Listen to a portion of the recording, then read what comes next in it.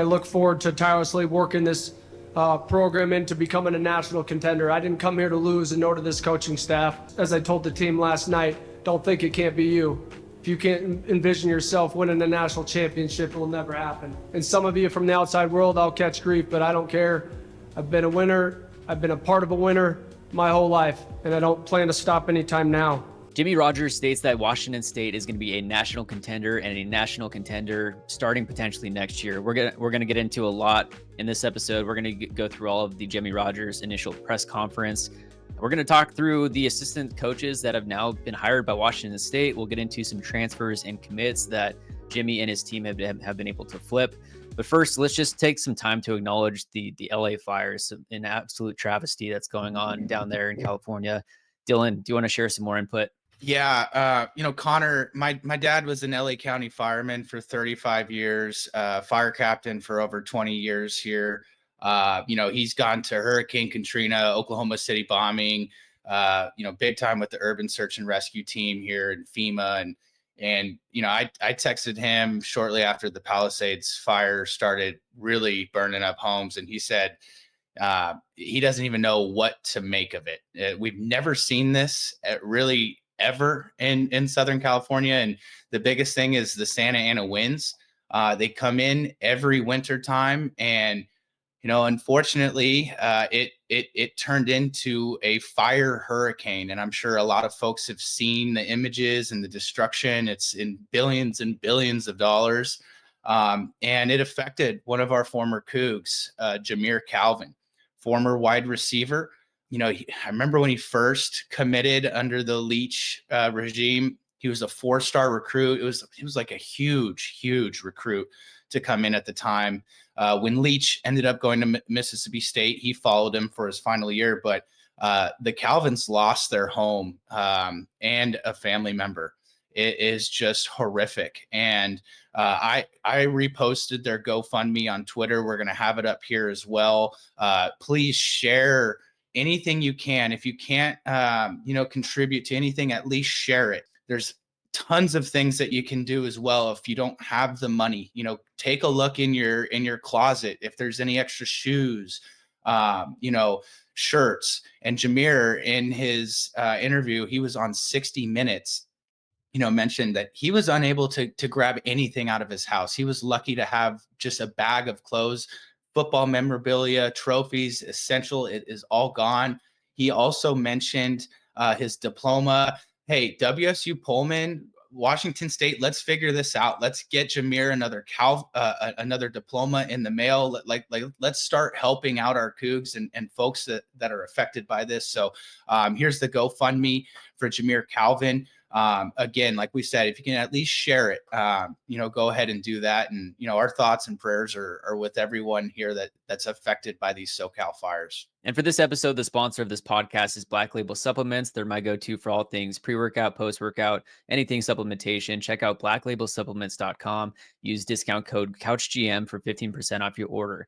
And if you or someone you know is thinking of buying, selling, or refinancing a property on the West Coast, Washington, Oregon, California, Idaho, Arizona, make sure to reach out to myself, Connor Webb, as I'm actually a full-time mortgage broker during the day. When we're not doing these sports podcasts, reach out. I'd be happy to help and assist. And if you or someone you know is thinking of getting a solar panel put on their roof, if you need some energy, some cheap energy in Arizona, really anywhere throughout the country, right, Dylan? You can do anywhere in the country. Call me. Just let me know. Whatever state you're in, if you're looking for a quote, just some more information on solar, how it works, just get a hold of me via social media or 661-269-3003. Please don't bombard me if you are Duke fans, but if you need some solar, hit me up. And with that, let's get into it. So the Jimmy Rogers initial press conference was on Thursday.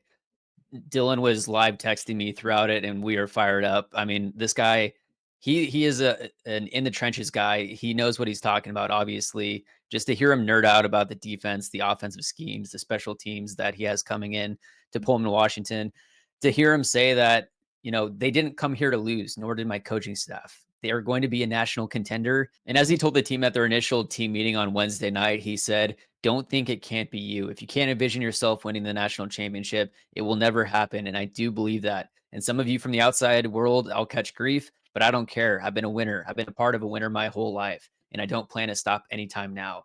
South Dakota State University won national championships back-to-back years in 22 and 23, and now him and his entire coaching staff are coming into Washington State.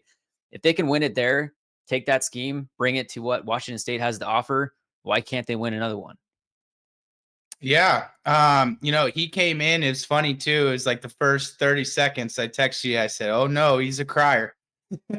Emotion. And you know what? Like absolutely. This is a football lifer at South Dakota State that, played his whole career there, fought tooth and nail as a GA and moved himself up the ladder, defensive coordinator, takes over the program, wins the national championship. And a lot of people can say, okay, yeah, well, hey, he had this team. He had everything at his disposal, obviously. Well, you know what? He worked his ass off to retain all those players. And like we've said, they didn't lose Griffin Wilde. They didn't lose Mark Gronowski last year. They kept him in the stable. We're seeing it with some of the recruits, bringing in Angel Johnson, Kirby Voorhees, Tucker Large. That was the big-time defensive commitment that we were looking for, and we got it. So Tucker Large, he's coming in as an FCS All-American.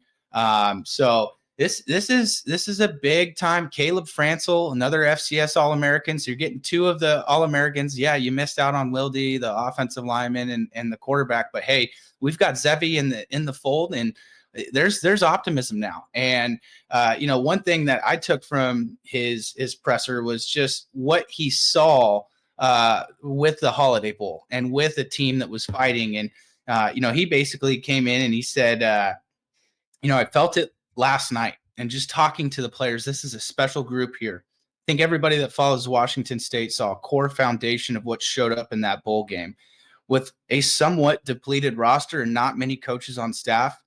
And that stemmed from the belief in which this team still has. And I'm excited to coach that group. And then another tidbit that he shared from his first in-house meeting with the players. Hey, I was excited just to experience what we experienced last night as a football team regarding their first players meeting, with great energy and enthusiasm, and really open to so many different faces and so many different people. And Connor, those different faces are the coaching staff that we'll obviously get into. My favorite, San Diego native Robbie Rouse, all-time leader in rushing at Fresno State. He's going to be able to come in here, recruit the great state of California, and continue bringing in game changers that we're going to see running the ball and a different, unique scheme. So I'm excited to jump into what we have coming here. Adding on to that first team meeting that happened on Wednesday, one of the players that we had on, I asked him, how'd that first team meeting go? Is the team fired up? And he said it went well. The team is definitely excited for this change. WSU got the right guy for this job, that's for sure. So they're fired up, they're excited, and when you see this press conference, you can get that same type of energy. Another big takeaway from that press conference is that he stated that the coaching staff has Midwest ties and can go out and get the best players in the Midwest and bring them to the Midwest of the West Coast, which is Pullman, Washington. And that's a great analogy. I mean, it's the rolling Palouse of Eastern Washington. It's very similar to the Midwest. And you see these South Dakota teams that have been so strong. It's often because those areas are highly under-recruited or they're underrated. A lot of the guys from South Dakota's roster are from South Dakota itself, like Tucker Large, some of these other guys. They're from South Dakota. They just weren't recruited by big university because they didn't take the time to go out and take a look. What are your thoughts on the fact that they have this reach into the Midwest that maybe the past, coaching staff didn't have? Yeah, I mean, and that stems from, when Mike Leach was here, he was a guy that, they did recruit from the state of Washington in terms of their O-line. When you take a look at Andre Dillard, Abraham Lucas, big time guys, come out of Woodinville and some other places on the west side of Washington. But these guys, I mean, this is where their bread and butter is in the Midwest. And from the sounds of it, talking to Kyle Sheehan, and then listening to Jimmy Rogers, it sounds like there's a lot of untapped potential that's in the Midwest. And Sheehan basically, essentially stated like, hey, once these Big Ten schools kind of have their guys, sometimes you're going to have these overlooked 2 stars, 3 stars that end up going to the South Dakota states and the North Dakota states of the world. But yeah, that's big time. But also he also mentioned, hey, I'm a not a California guy, but I'm a West Coast kid at heart. Grew up in Arizona. It really, when it comes down to it, is yeah, I'm cool with getting guys out of the Midwest, but we have got to capitalize in Washington and California and Arizona and these Western states. And he mentioned that too in his presser, where he said, expect a program that takes pride in recruiting and knowing the power of recruiting its own state and the bordering states. That was also a shot at Coach Dicker. Let's be honest here. Love that. Take a shot. I mean, the fan base, he could tell how the fan base was feeling, and that is a coach knowing his PR right there. So love that. And also expect a coaching staff, like you said, that has Midwest ties. So he went into the Midwest portion of your quote there, but just to expand on the full recruiting side of it, I'm looking forward to it. Everett Thompson, Paulie Kai, ties in the west side of the state, Mike Iupati, we'll get into that. And he was asked the question, why won't this be a rebuild? And his answer was that, part of the answer was that this staff won't be distracted by what might be better, because they're coming here with a purpose and a reason to win. And that's their full intention, is to stay here, to build something special at Washington State, and to not be distracted. Yeah. And I take that as like, okay, we got this whole group, I think, for 5 years to stick in here. Because let's be honest with you, we saw during the Leach years, there's going to be coaches that move up the ranks, they're going to leave, and they're going to have to patch and do things. But like, if we can get 8 years out of Jimmy Rogers here at Washington State, something similar to Mike Leach, I think everybody and their brother would take it. Let's say, hey, I'm going to offer Cougs this deal today where, all right, we're going to win the Pac-12 twice, make the playoff 2 times, and we only get Jimmy Rogers for 6 years. I think everybody's taken that. So I'm not going to be that guy that's already like, hey, well, we're only going to have him on this timeline. But let's be honest and real with ourselves. We know our school. Let's enjoy what Rogers and the staff are coming to do to really implement, a new scheme and a new program. And it's going to take some time. And the good thing about next year, it really doesn't matter. I mean, it's the last year of playing a rinky-dink independent schedule. You're playing Oregon State twice. Implement your schemes, implement your, your framework of your program this year, and really, still, hey, we need to win 6 games to make a bowl game. Let's not get that twisted. And Jimmy also went into detail on some of what to expect from his defensive and offensive schemes. He started defensively. He stated that his defense is a 4-3, 4-2-5, multiple looks, multiple fronts. Will attack them. There'll be multiple in how you blitz. They'll disguise blitzes. They will blitz. They'll use their defensive line like a hockey lineup, which I thought was an interesting analogy. They're going to shift those guys in and out, keep them fresh all game, and that allows them to stay fresh, as he said, and build a depth that will last an entire season.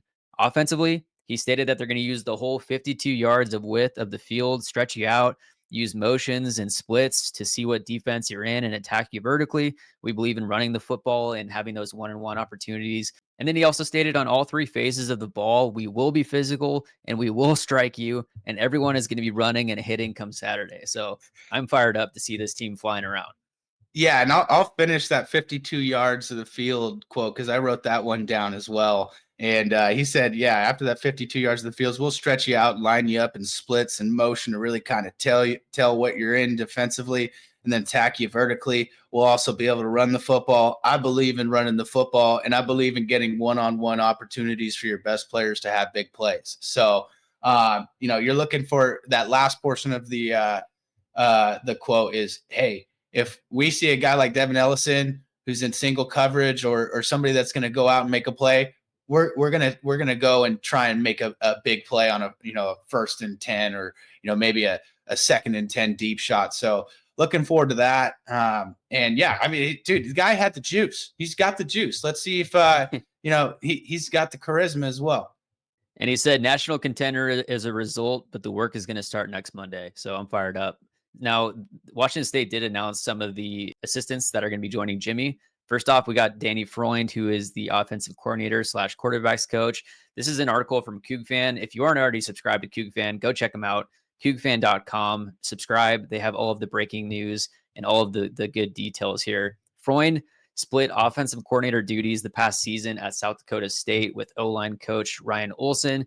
He played his college football at North Dakota, and he was a longtime assistant at North Dakota from 2011 through 23 in a variety of roles. He then joined South Dakota. He's now coming with Jimmy. As you've already described, Robbie Rouse is the running backs coach. He's been the South Dakota running back coach the past 2 seasons. And in 2024, he had 3 backs combined for more than 2,000 ground yards. And as it's already been announced, Angel Johnson was their number 2 back. Kirby Voorhees, their number 3 back, are both committed to Washington State. So they're just going to pump these guys into the system. Rouse has coached running backs at South Dakota, North Dakota, and Cal Poly, where he was also the high school recruiting camp coordinator. And as you mentioned, also, Rouse was a star tailback at Fresno State. And he remains Fresno State's all-time leading rusher even today. For wide receivers coach, you then got Jake Menage?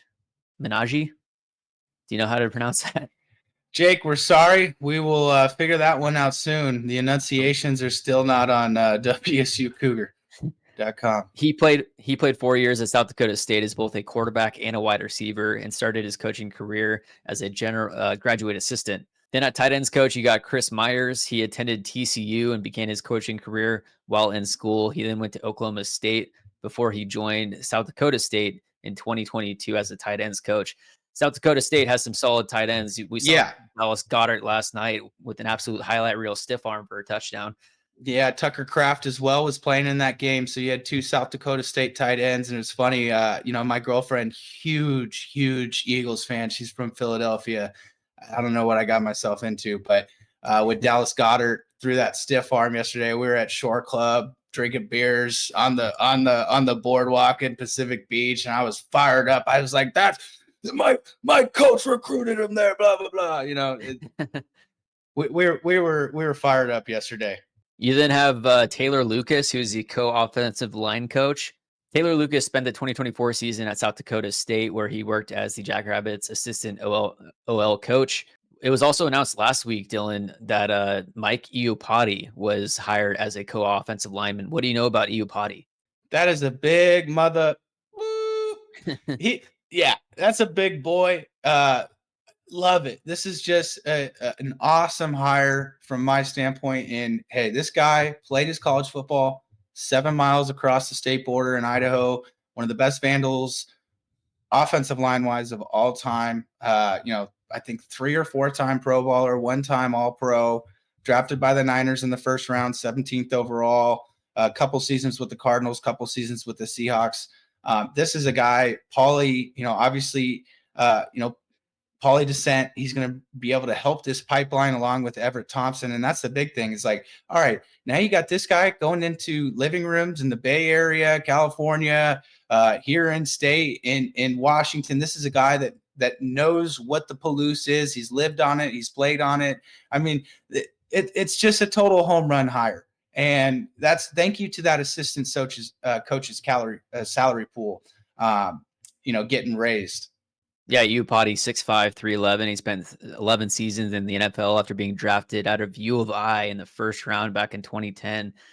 He's going to do some crazy things. And as you mentioned, the Polynesian connection that helps with some of the guys that left after this coaching change. You then have Jesse Bobbitt, who is the defensive coordinator / linebackers coach. We heard Kyle Sheehan say some great things about Jesse Bobbitt and what he can bring to the table. He started as a graduate assistant at Washington State from 2020 through 21. He's been a defensive coordinator / linebackers coach the past 2 seasons under Rogers at South Dakota. Jimmy Rogers before was a linebackers coach. We've heard shining reviews of their play with linebackers and turning guys into stellar linebackers. So excited to see how that transfers to WSU as well. You then have Mike Banks, who is the cornerbacks coach. He was a standout cornerback at Illinois State. You got Pete Menage also at safeties coach. Sorry for butchering the last name if that's not how it's pronounced. He's the cousin of Jake, who, as we described earlier, is the wide receivers coach. Pete played briefly at South Dakota before moving over to a coaching role as a student. He then worked at Northern Illinois and Winona State,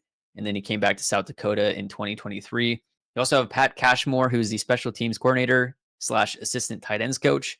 Now, shifting a bit to some of the transfers and commits that Jimmy and his team have already flipped over, they got a big recruit in wide receiver Devin Ellison. They beat out future Pac 12 opponents as well as a Big 12 foe to land the junior college wide receiver. He is listed at 6'2, 195. And with the new junior college rules, this is wild. He has 4 years of eligibility when he's heading to Washington State. So he's coming into Pullman with potentially 4 years of eligibility. Dylan, what do you see in Ellison?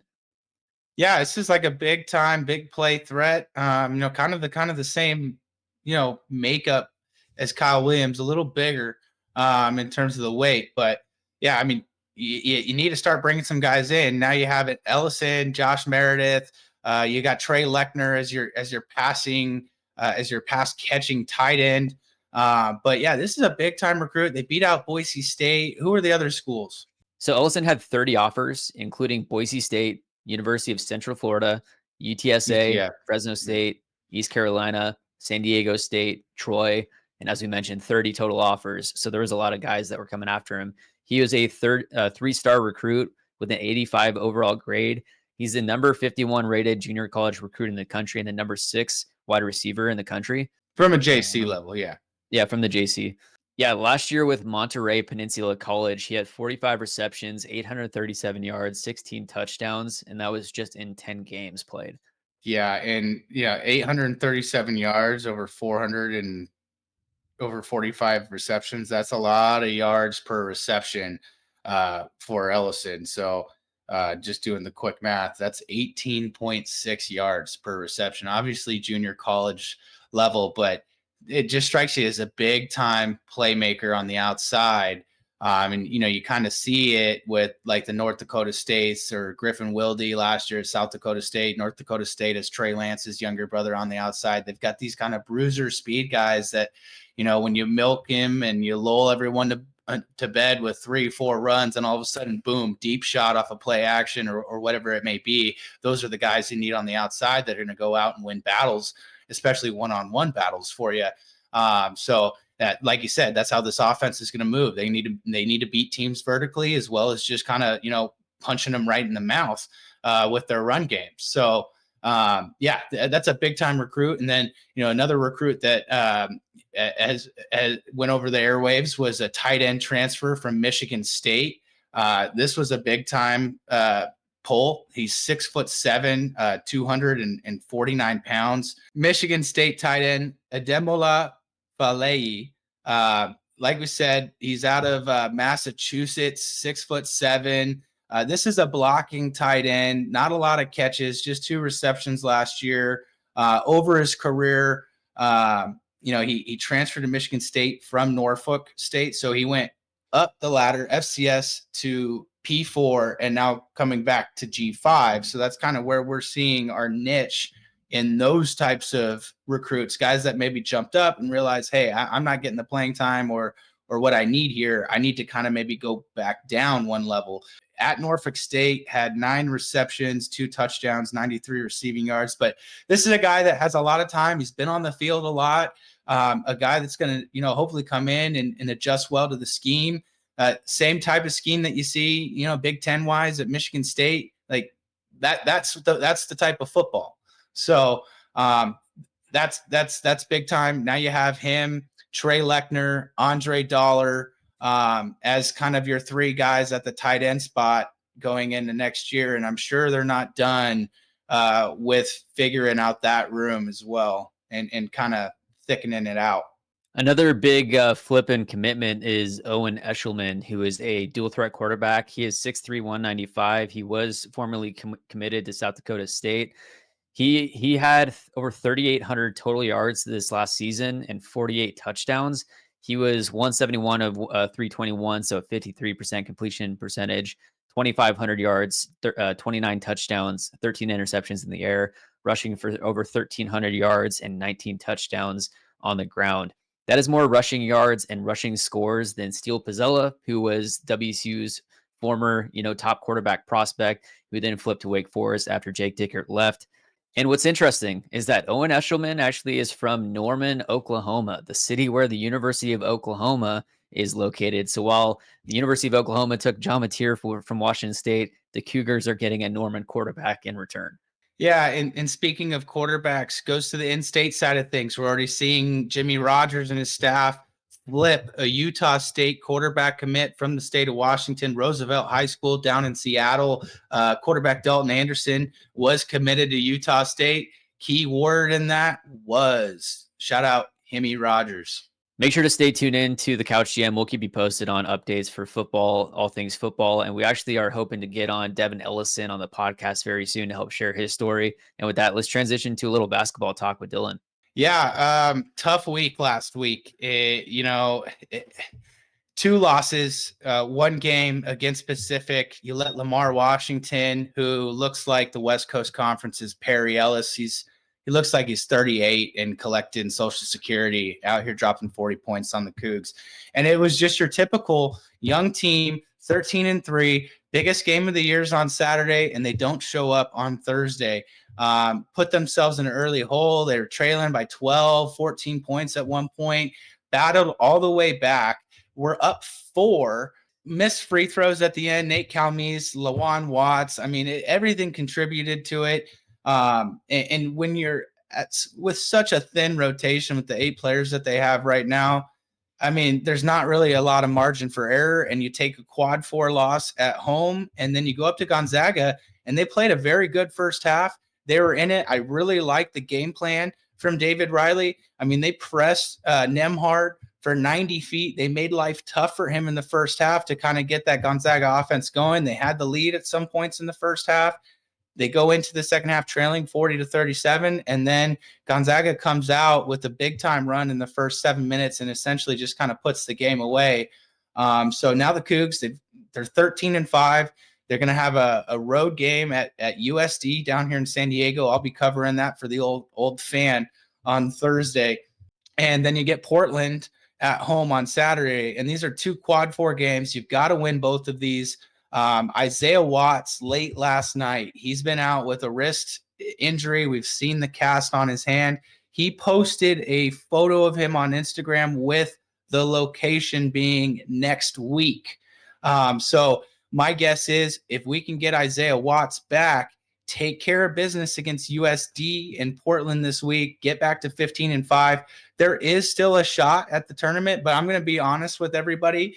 And I think we've got to come to our senses here with what we're seeing injury-wise and what we've been plagued with. This is an NIT season, and we need to be happy with that in year 1, that David Riley can get us to the NIT and get more games in with a young nucleus, with a Thrasterson, a Case Why Not, guys that are going to get more playing time throughout the postseason. So there is precedent with a team in the WCC conference losing to a quad 4 opponent. 2022, San Francisco lost to Portland, still made the tournament as a 10 seed. But essentially, we're going to have to beat Gonzaga at home. You're going to have to get that game. You're going to have to for sure split St. Mary's if you beat Gonzaga. If you lose both games to Gonzaga, now you got to sweep St. Mary's. You got to beat San Francisco again, and you got to really run the table. And my last point here on WSU basketball, the way the West Coast Conference tournament works out, it's very, very oriented towards teams that finish first, second, third, or fourth. If you finish first or second, which is typically Gonzaga and St. Mary's every year, you're automatically in the semifinals for the West Coast Conference tournament. So that just means 2 wins gets you an automatic spot in the NCAA tournament. So, that loss specific really hurt because you had a chance to be 4-0 in the WCC conference going into that Gonzaga game. And now you've picked up a loss where you shouldn't have. So it's an uphill battle for the Cougs, and hopefully they can get Isaiah Watts back next week. So looking forward to seeing how they bounce back Thursday in San Diego. Let us know your thoughts in the comments below on WSU football, basketball, and make sure to stay locked in on the Couch GM. Follow Dylan on Twitter for all things WSU instant reactions. Make sure to join the Cougar Collective, the 1890 Club at cougarcollective.org, and we'll see you in the next episode.